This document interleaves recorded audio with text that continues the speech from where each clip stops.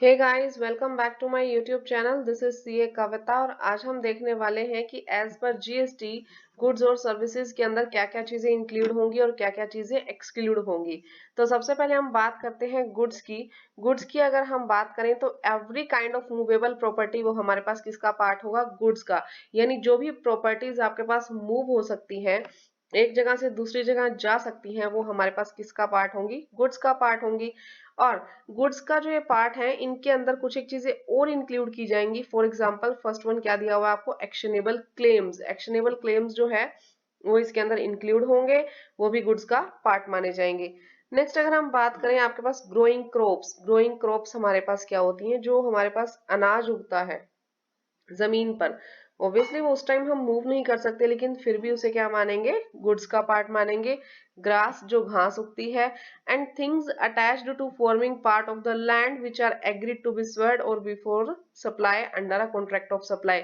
यानी जो भी चीजें जमीन के साथ अटैच्ड है, लैंड के साथ अटैच्ड है या उसका एक पार्ट मानी जा रही है, अगर उनका भी कोई कॉन्ट्रैक्ट ऑफ सप्लाई होता है तो उसे भी हम क्या मान के चलेंगे? गुड्स मान करके चलेंगे। ठीक है जी। अगर हम बात करें सर्विसेज की, सर्विसेज के अंदर क्या आएगा? Anything other than goods. Goods के अलावा जो भी बच गया वो किसके अंदर कवर होगा हमारे पास? वो हमारे पास कवर होगा सर्विसेज के अंदर। ठीक है जी। यानी जो चीजें मूवेबल नहीं है या अदर वो चीजें जो गुड्स के अंदर कवर नहीं हुई, वो हम कहाँ ले लेंगे? सर्विसेज में। लेकिन यहाँ पे कुछ एक ऐसी चीजें भी हैं जो ना तो गुड्स का पार्ट मानी जाएंगी ना ही सर्विसेज का। ये गुड्स में से भी इंक्लूड एक्सक्लूड कर दी गई हैं और ये सर्विसेज में से भी एक्सक्लूड कर दी गई है। वो कौन सी चीज है? Money and securities. Money and securities ना तो गुड्स का पार्ट माना जाएगा ना सर्विसेज का। यानी मनी से रिलेटेड कोई सर्विसेज दी या सिक्योरिटीज का कोई सेल परचेज हुआ, ये हमारे पास गुड्स और सर्विसेज दोनों का पार्ट नहीं है, ये हमारे पास सप्लाई ही नहीं माना जाएगा। ध्यान से देखिए, मैं इसको एक और चार्ट से आपको कवर करना चाहूंगी।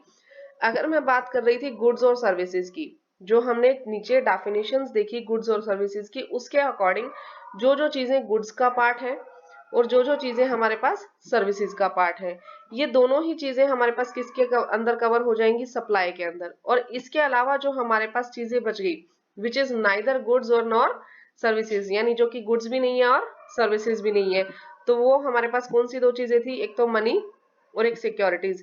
तो यहाँ साफ साफ आपको दिखाया गया है, जो चीजें गुड्स और सर्विसेज में नहीं आती उसे हम सप्लाई भी नहीं मानेंगे। ठीक है जी। इसे आप क्या नहीं मानेंगे? सप्लाई भी नहीं मानेंगे। तो जो चीजें सप्लाई ही नहीं है उनके ऊपर जीएसटी लगने का तो सवाल ही नहीं पैदा होता। इसीलिए हमारे पास सिक्योरिटीज के ऊपर जीएसटी नहीं लगेगा किसी भी तरीके से, और ना ही मनी की एक्टिविटीज के ऊपर जीएसटी, मनी के ऊपर जीएसटी लगेगा। हाँ, मनी से रिलेटेड एक्टिविटीज पे जरूर जीएसटी लगेगा। जैसे कि मैंने क्या किया, 10 लाख रुपीज किसी को लोन पे दिए, 1% जो है उसका मेरे पास क्या आता है? इंटरेस्ट आता है। तो वो जो 10,000 इंटरेस्ट मेरे पास आया, if I am a taxable registered taxable person in GST, तो मुझे उसके ऊपर जीएसटी पे करना पड़ेगा। मनी से रिलेटेड एक्टिविटीज पर तो जीएसटी आएगा, लेकिन मनी के ऊपर डायरेक्टली कोई जीएसटी नहीं आएगा। तो गाइज, ये मैंने आपको गुड्स और सर्विसेज से रिलेटेड बताया कि एज पर जीएसटी हमारे पास गुड्स और सर्विसेज की क्या डेफिनेशन रहेगी, इसमें क्या चीजें इंक्लूड होंगी, क्या चीजें एक्सक्लूड होंगी, और उस बेसिस पर हमें किस तरीके से जीएसटी पे करना है। तो गाइज, अगर आपको ये मेरी छोटी सी वीडियो पसंद आई हो तो मेरी वीडियो को लाइक कीजिएगा, मेरे चैनल को सब्सक्राइब कीजिएगा। Thank you.